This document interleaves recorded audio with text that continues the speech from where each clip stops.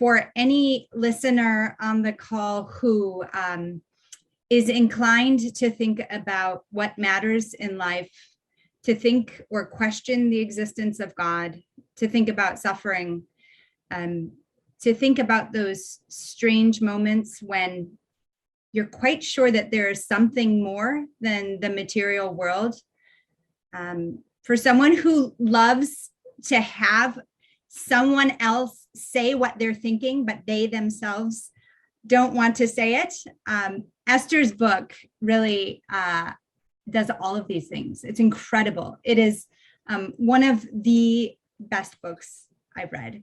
And so I could not commend it more highly. And that's why I'm so delighted and honored to be able to have a chat with Esther today. I just want to read the very short paragraph. You were, you met your sister at the hospital to visit your father. And this is after chemotherapy had failed and your parents had traveled all over to try to find treatments. Sounds like they were well connected and did everything they could to try to defeat the cancer. And you and your sister went out to your mother's Volkswagen Golf for a chat. It was a cold day and you were smoking cigarettes. By the way, I'm a medical doctor. Have you stopped smoking? I have. Okay, well done. But I smoked so much and I still love to smell it. I always tell my friends, please smoke into my face. Yeah, but I did quit years ago. It was very good for you. Yeah. I approve. So you're sitting out there, your sister's complaining because you're smoking cigarettes. I have no idea what your mother must have thought. I can't imagine she was happy that you were smoking in her car. Yes.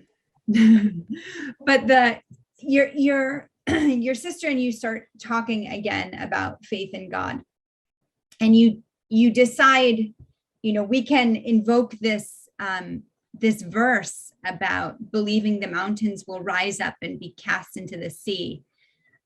If we can believe that, then God can heal Dad. And then your father dies. And this is what you write. And 6 months later, my wailing echoed throughout the hospital, and I felt I was going insane, that I had to tear the skin off my face as my father lay dead in front of me. After that, a silence enveloped the whole world. It was quiet and cold, just like after snow had fallen. No God, no me, no emotions. And that's, helps to set us up for this white as snow section of the book where you do describe this long period of silence and inability to say your own name. And so I wonder, reading your book, one can't help but think of friends and loved ones who have had similar experiences, maybe oneself. What would you say to someone who has suffered greatly and lost faith? You're very compassionate toward atheists. You say a couple of times, there are many good reasons not to believe. Yeah. But it doesn't seem like you were comfortable staying in the space of unbelief. You had to come back to belief. And so I just wonder how you would advise someone else, or what words you would say to somebody else. If you lose faith and then usually you have to be sad about it and you have to let it go too. But maybe if you can, you should do it.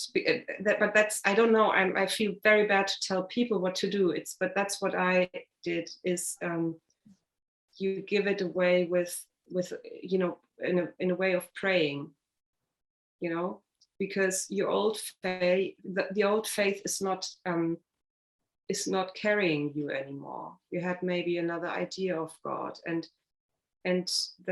But if you just turn your back, then it's difficult. I think it's always very sad for humans if they don't stay open for something more. And I think if you turn off the idea that there might be a God, then you just get narrow. It just gets narrow and boring. It's just really not, I don't find it very intelligent to not open up to the possibility of that there might be a reason. And if you find God very small and stupid and boring, then it's really the picture that you have of God. It's not what he is.